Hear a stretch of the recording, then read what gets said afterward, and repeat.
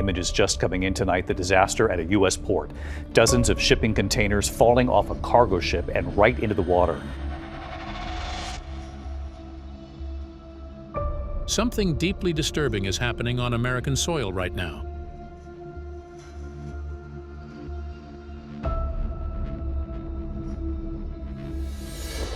There are more abandoned shipping containers sitting idle across the United States than there are people living in several American states combined. They are rusting on port lots, stacking up in neighborhoods where children play outside every single day. Some of them are actively leaking chemicals into the air and the ground and killing people slowly, and nobody is moving them. Nobody is cleaning them up. China sent these containers packed with cargo to America and then refused to take them back. What they knew when they made that decision will leave you completely stunned. And when you find out exactly who is allowing this to keep happening and why, it will make your blood run hot.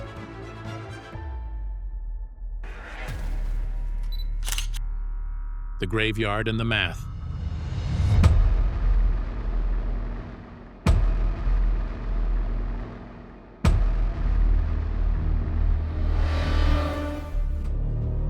Every single day, massive ships sailed into the port of Los Angeles from Chinese cities like Shanghai, Ningbo, and Guangzhou. Each one carried thousands of containers packed full of electronics, furniture, clothing, and appliances. The port never slept. The ships kept coming around the clock. And here is the first thing you need to understand before this story goes anywhere. These containers are not cheap disposable boxes, not even close. A standard shipping container weighs more than 2 tons completely empty. It is built from a special type of steel called corten, engineered specifically to survive salt spray, baking heat, and freezing cold without rusting through.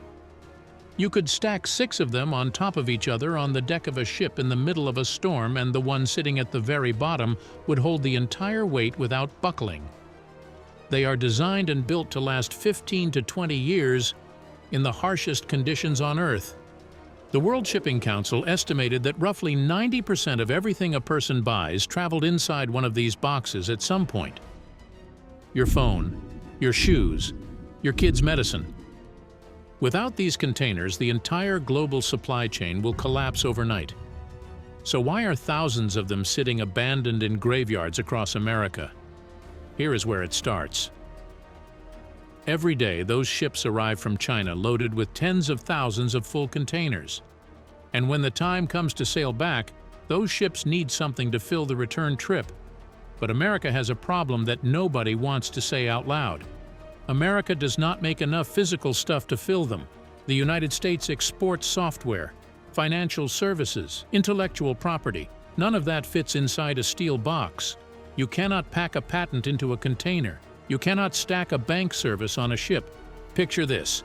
One ship sails in from Shanghai carrying 14,000 containers packed full of goods. Every single box gets unloaded. Then the ship needs to turn around and go back. But here is the problem. America does not have enough physical goods to fill those same boxes for the return journey. So the crew loads what they can and the rest of the containers just sit there. The executive director at the Port of Los Angeles has warned that shipping volume from China will plummet this week. For every 10 containers that arrive full from China, only 4 leave America with anything inside them. The other 6 have nowhere to go and nobody coming to claim them. As a result, the ports started drowning. Los Angeles, Long Beach, Savannah, Houston. Containers stacked several stories high, spilling off terminal lots onto old parking lots, abandoned industrial sites, and reserve yards. Now here is the question everyone asked. Why not just load those empty boxes back onto a ship and send them home to China? Well, it's not as easy as it sounds. Honestly, moving an empty container is not free. You need port cranes to lift it, dock workers to handle it, port fees for the space it takes up. And every empty container loaded onto a ship takes up space that could have been sold to a paying customer carrying actual cargo. Every inch of empty steel sitting on that ship is money bleeding out.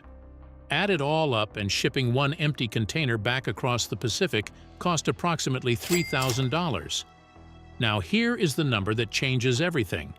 Here is the part that makes the whole thing feel insane. China manufactures 95% of all shipping containers on Earth. The factories that build them run around the clock every single day. The steel is cheap. The government pumps money into keeping production costs low. And the factories are so massive and so efficient that the price of a brand new container has been driven all the way down to $2,000. So the shipping companies do the math, and it's as brutal.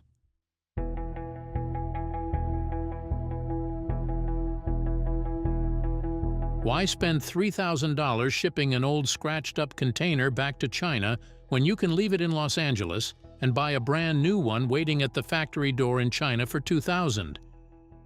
You would actually be saving money by abandoning it. And that is exactly what the shipping companies did. They left the old containers in America, sold them off to local brokers for somewhere between $1,000 and $1,500, wrote them off the books like a used coffee cup, and ordered brand new ones waiting at the dock in Guangzhou. And a bigger problem emerged out of this mess. In 2021, the Port of Los Angeles ran out of space completely. Containers started showing up on public streets, on sidewalks, blocking highway lanes, crushing access roads. People could not get to work. Emergency vehicles could not get through. The city had to rush emergency laws into place just to stop the whole surrounding area from locking up entirely. And it spread. Logistics companies started dumping containers on shuttered parking lots, dead industrial sites, and abandoned rail yards across California's Inland Empire. Nobody warned these neighborhoods. People woke up one morning and their streets were gone. Walls of rusting steel containers stacked stories around homes where families were still living. And sitting at the center of all of this is a Chinese corporation called CIMC, China International Marine Containers. This single company controlled roughly 50% of all container production on the entire planet. The same country that made abandoning containers the cheapest option was also the only country on Earth that could build replacements fast enough to keep the whole system running. America is not just dependent on China for its goods, it is dependent on China for the boxes that carry those goods, and the system was built to keep it that way permanently. But America couldn't continue accepting those messy containers. Someone looked at those mountains of abandoned steel and thought, surely we can at least melt them down. Surely there is a way out of this. And that is exactly when the trap got worse.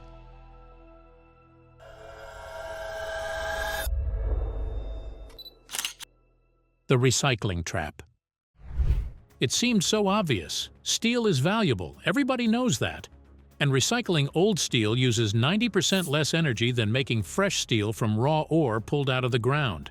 Thousands of steel boxes sitting in lots doing nothing. So why not just melt them down, sell the metal, and walk away clean, right? Except walking away clean turned out to be the one thing nobody could do. Let me walk you through what actually happened when someone tried. The first thing you need to know is what is actually inside these containers beyond the steel frame. Every container has thick wooden floorboards, and for decades those floors have been soaked in industrial pesticides and fungicides before every ocean crossing. The reason is simple. Without those chemicals, beetles, mold, and entire colonies of insects would have hitchhiked inside cargo shipments from one continent to another. So the floors got drenched, over and over again. Trip after trip, year after year. Those chemicals soaked deep into the wood grain and never fully left. One of the most common chemicals used is something called methyl bromide. It is a fumigant so toxic that it was partially banned under an international environmental treaty called the Montreal Protocol. Not fully banned, partially, because some industries argued they still needed it. And here is the part that should make you deeply uncomfortable. Methyl bromide does not just sit in the wood and wait. It bonds to the steel frame of the container itself and slowly off-gases for years after the wood has been removed. It seeps out invisibly. It has no smell at low concentrations. A worker standing next to a stack of old containers has no way of knowing they are breathing it in. Port workers in Los Angeles and Long Beach had already started filing complaints with the Occupational Safety and Health Administration, OSHA, describing severe headaches, neurological symptoms, and breathing problems consistent with methyl bromide exposure. They had no idea what was making them sick. They just knew something was wrong. They filed the paperwork and went back to work the next morning because they needed the job. And that's only the least of this problem. Then there is the paint covering the outside of the containers. Multiple thick layers of industrial paint baked onto steel that had spent years absorbing salt, heat, and ocean air. That paint contains chromate compounds whose dust causes lung cancer. And then there are the cargo residues soaked deep into the container walls from years of carrying everything imaginable across the ocean. Pesticides, industrial solvents, pharmaceutical waste. In 2017, the U.S. Customs and Border Protection ran a random chemical screening audit and found that roughly 1 in every 12 containers tested positive for undeclared hazardous residues, chemicals that were never listed on any shipping document. In 3 of those cases, the residues included low-level radioactive materials from industrial equipment. Now think about what that means for the people living near these lots. Prolonged exposure to pesticide residue damages the nervous system and has been directly linked to certain cancers. Industrial solvents cause liver failure and brain damage over time, and radioactive material does not announce itself. It has no smell. It just silently tears through human cells day after day. These containers sat in open lots next to homes, next to schools, next to playgrounds. So before a single container could be safely recycled in the United States, it needed a full inspection, floor removal, waste sorting, licensed toxic material disposal, ventilated work areas, hazmat insurance, safety protocols, and certified sites for storing the dangerous waste that came out of each one. And here is where the trap slammed completely shut. All of that cost more than the scrap metal was worth. Every single time, the math did not work. Not even close. The container could not go back. It could not be safely destroyed at a profit. So the containers just sat, and while they sat, they were not simply rusting. The chemicals in the floors and the paint were slowly leaching down into the port soil and into the groundwater beneath. The neighborhoods sitting next to these lots were not just living next to an eyesore. In 2019, the EPA found that a container storage yard in Wilmington, California, sitting directly against a residential neighborhood, had contaminated the surrounding soil with chromium, lead, and zinc bleeding out of container paint. Health screenings of residents living within 500 feet of that yard found elevated blood lead levels in the community. The company responsible for the yard had already declared bankruptcy, so the neighborhood paid the bill. Not with money, with its children's blood. The United States was holding thousands of containers it could not send back, could not safely destroy, and could not cleanly ignore. And every single day they sat, the damage got quieter and deeper and more permanent. Now here is what made it all even darker. America is not the only country facing this problem. Every developed nation with high labor costs and strict environmental laws face the same locked doors, the same impossible math. So the industry did what industries do when the costs get too heavy. It found somewhere else to put them, somewhere with no labor protections, somewhere where the math finally worked. And the people who paid the price for this is where this story gets heavy band dark. The beach where the world dumps its dead. Good catch. It is confusing because the script jumps straight into giant ships without explaining the connection to containers first. Here is the fix. There is a beach on the western coast of India, in a state called Gujarat, that stretches for miles along the Arabian Sea. If you looked at it from above, you might think it is some kind of industrial graveyard. And you would be right. This is Alang. And what happens here is the answer to a math problem that the rest of the world refused to solve itself. Now you need to understand something before this gets ugly. The same system that produces abandoned containers also produces abandoned ships. The giant cargo vessels that carry those containers across the ocean do not last forever. After decades of use, they become too old, too expensive to repair, and too costly to maintain. And just like the containers they carried, nobody in the developed world can afford to get rid of them cleanly. Recycling a ship properly in a country with labor laws and environmental regulations costs a fortune. So the industry does exactly what it did with the containers. It sends them somewhere cheaper, somewhere the costs can disappear quietly. That somewhere is Alang. Giant ships, some of them the length of 3 football fields laid end to end, are deliberately driven onto this shore at high tide and then cut apart by hand. And when we say cut apart by hand, we mean exactly that. Workers climb inside these massive ships carrying gas torches and slice through the steel piece by piece, dragging the metal out across the sand with their bare hands. There are no machines big enough to do this work, just men and fire and poisoned steel. In 2009, a cargo vessel called the MV Platinum II was driven onto the beach at Alang. It had spent decades crossing oceans carrying goods from port to port. And inside its engine room and running throughout its hull were undisclosed quantities of asbestos insulation, the kind woven into the walls and pipes of ships built in an earlier era when nobody wanted to hear about the consequences. The workers who came to dismantle it were not told what was inside. Nobody told them. Over the next 6 weeks, approximately 200 workers took that ship apart from the inside out with no respiratory protection, no hazmat suits, and no warning of any kind. An investigation by the Basel Action Network documented workers covered head to foot in white fibrous dust throughout the entire process. That dust was asbestos. Now here is what you need to understand about asbestos. It does not hurt you the day you breathe it in. It does not even hurt you the year after. Asbestos causes a cancer called mesothelioma, and mesothelioma takes between 20 and 50 years to appear after exposure. The men who took apart that ship in 2009 will not find out what it cost them until somewhere between 2029 and 2059. Some of them have children now. Some of those children have children. And those men are walking around today with no idea that a slow fire was lit inside their lungs on a beach in Gujarat over a decade ago. Pull back for a moment and look at what Alang actually is in plain terms. Every ship that the developed world could not afford to dismantle under labor laws and environmental regulations flowed toward this beach the way dirty water finds the drain. Alang existed because the global shipping industry needed a place where the real costs could disappear. A place where workers earned a couple of dollars per shift.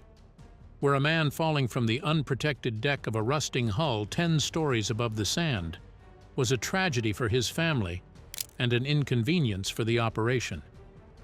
The water around that beach tells the full story.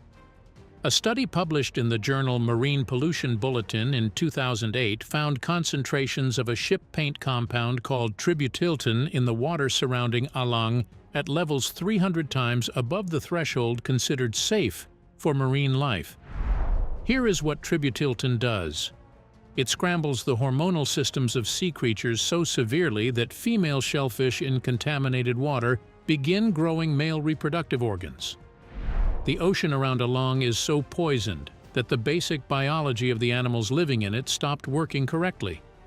The fishing communities that had worked that coastline for generations watched their catches shrink and then collapse. The sea that had fed their families for hundreds of years was dying. And it was dying because the paint from ships they never owned, built in countries they had never visited, was bleeding into the water around them. To make matters worse, the workers kept dying too. The International Labor Organization estimated that the global shipbreaking industry killed between 150 and 200 workers per year in documented incidents alone. Falls from decks with no safety rails. Explosions when gas torches hit fuel still trapped in sealed tanks that nobody had properly cleared. The undocumented deaths are believed to be far higher. In Bangladesh's ship-breaking yards alone, 19 workers were killed in a single 3-month period in 2016. Most of them were migrants from inland regions so poor that they had no legal identity in the system, no one to call if they died, and no compensation waiting for their families. They arrived at the beach looking for work, and sometimes they simply never left. Here is what I need you to hold in your mind right now. The ships being torn apart on that beach in Alang spent decades sailing between China and America, carrying the exact containers this story started with. The same vessels that unloaded goods at Los Angeles and Long Beach and Savannah ended up here when they got too old and too expensive. Every abandoned box in every American port lot is connected by a straight line to every man who fell into the water at Alang and never came back up. And while men were dying on a beach in Gujarat to clean up a mess America could not handle, something else was happening back home that nobody is talking about. American farmers were standing in their fields staring at crops they had already sold but could not ship. And the containers that could have saved them is sitting 300 miles away doing absolutely nothing.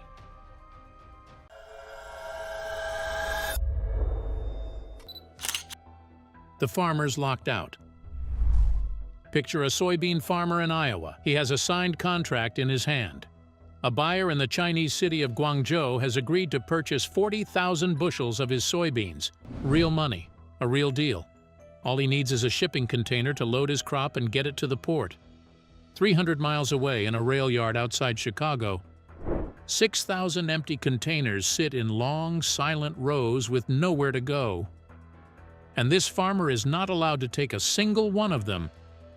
And when you hear why, you are going to feel the anger rise up in your chest.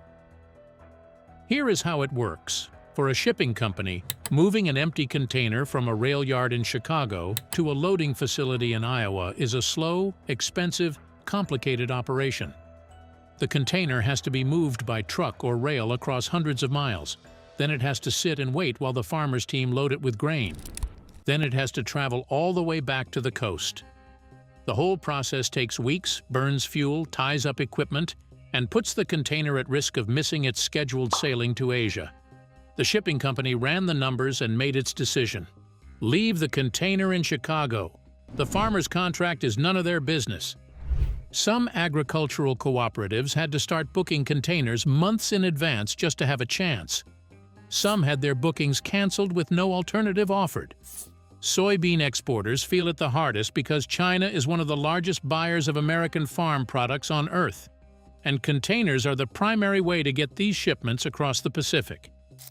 The American Farm Bureau Federation calculated the total economic damage to American agricultural exporters from container unavailability between 2020 and 2022 at over $1.5 billion in lost or delayed revenue. And for the individual farms sitting at the bottom of that number, the damage is not just financial pain.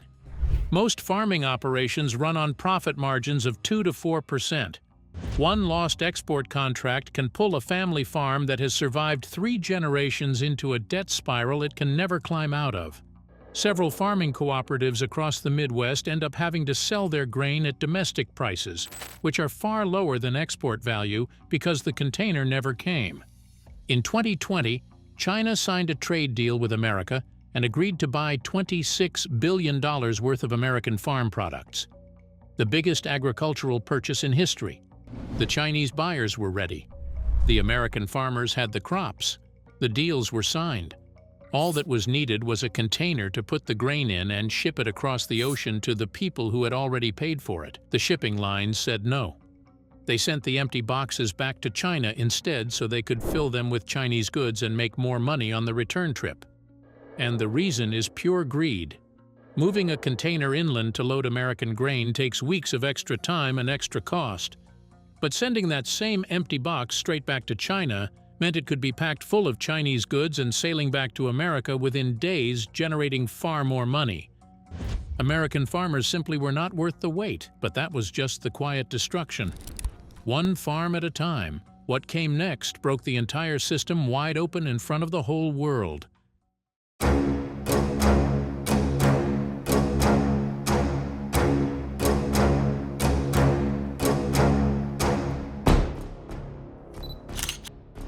The COVID collapse.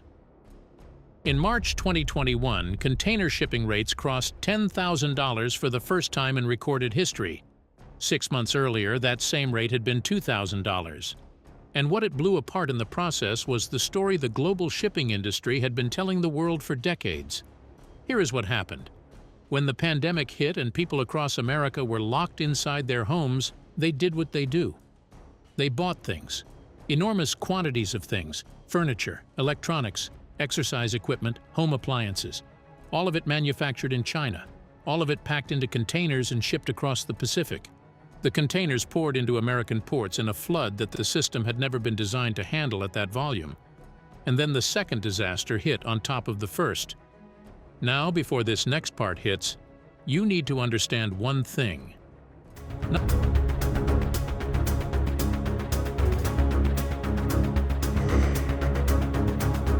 Not every container was abandoned in America. Some always went back to China. When the numbers worked in favor of returning them, shipping companies sent them back. When the numbers did not work, they left them behind.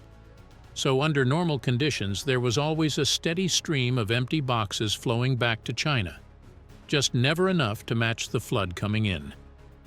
But when COVID hit, even that small, steady stream stopped completely.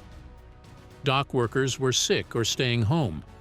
Truck drivers were in short supply.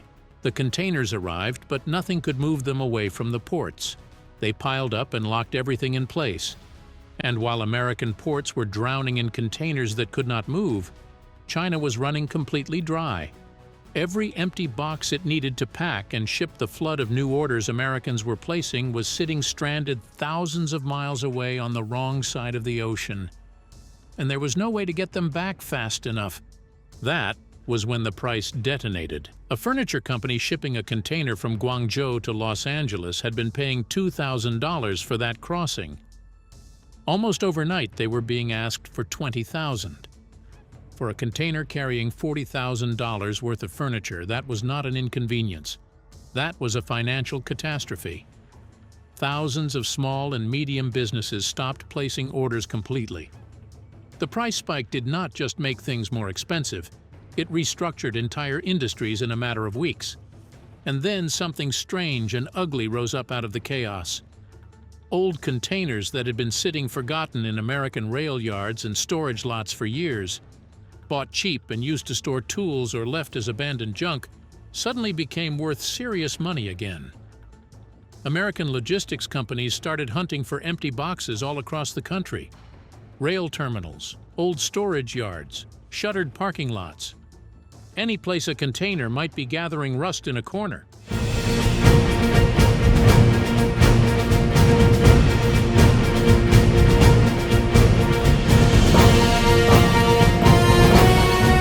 Boxes that had been bought for $2,000 or $3,000 were being flipped and sold back to Chinese carriers for $6,000 to $8,000. A shadow economy built entirely out of the wreckage of the system's own failure. The railroads got pulled into it too. For decades, American freight railroads had made their money hauling containers packed full of goods across the country. Now they were hauling thousands of steel boxes packed with nothing but air. Entire trains crossing the continent full of empty space, because getting those boxes back to China was worth more than anything America had to put inside them. At the worst point, 73 container ships sat anchored off the California coast at the same time, waiting for a berth at the port. A line of vessels stretching 50 miles out to sea. The value of the cargo sitting on those ships was later estimated at over $24 billion. The largest consumer economy on Earth was functionally unable to receive its own imports, because it had built a container system with no backup, no domestic manufacturing capacity, and no strategic reserve of any kind. One disruption in one part of the chain, and the whole thing buckled. After 2021, the U.S. government commissioned a study to find out if America could build its own container manufacturing industry. The answer came back, and it was brutal. Building enough factories to cover just 10% of American demand would cost $2.5 billion, take up to 7 years, and still produce containers that cost 3 to 4 times the Chinese price. Too expensive, too slow, too late. The report was filed. No factory was built. America stayed completely dependent on China for the boxes that carried its entire way of life. Everyone who lived through 2021 assumed the crisis would force someone to fix things. What they did not realize was that nothing had broken. The system had worked exactly as it was designed to work. The only question was who designed it that way. And the answer to that is the darkest part of this entire story.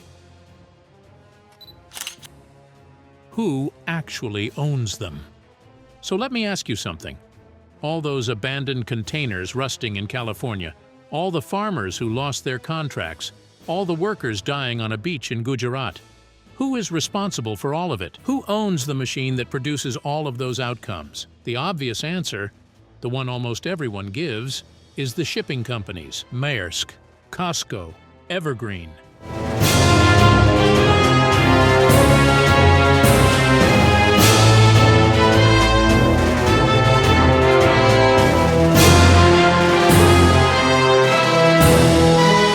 Corporations whose massive logos are painted on the sides of every container.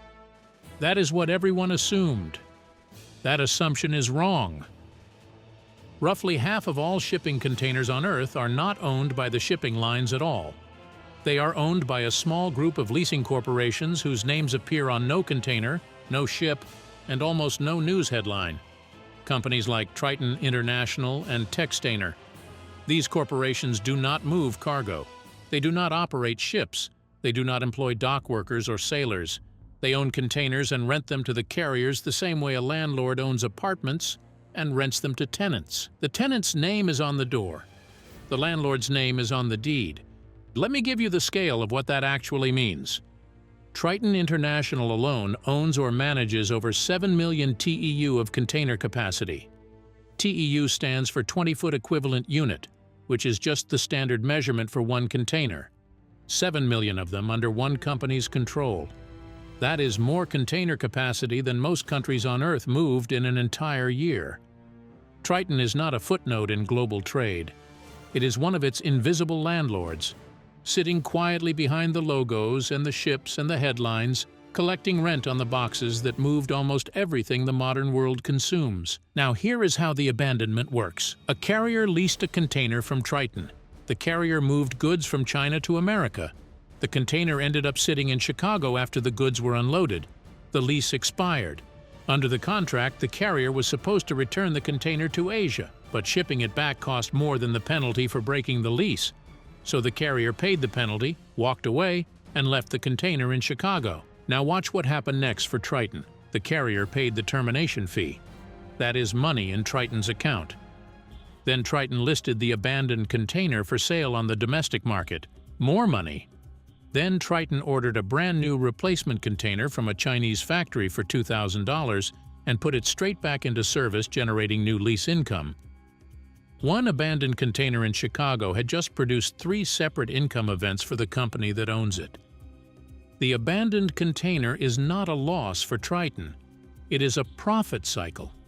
It is the system running exactly as the people who built it intended it to run. And then look at where Triton International is legally incorporated, in Bermuda. Not Los Angeles, where its containers clogged the port. Not California, where its abandoned containers are leaching chemicals into the soil and groundwater of residential neighborhoods. Not Gujarat, where the downstream consequences of its industry's economics are killing workers on a beach. Bermuda, a small island with no container ports, no shipping industry, and no meaningful environmental liability of any kind. Shipping industry analysts repeatedly described Triton's effective corporate tax rate on its core leasing income as near zero.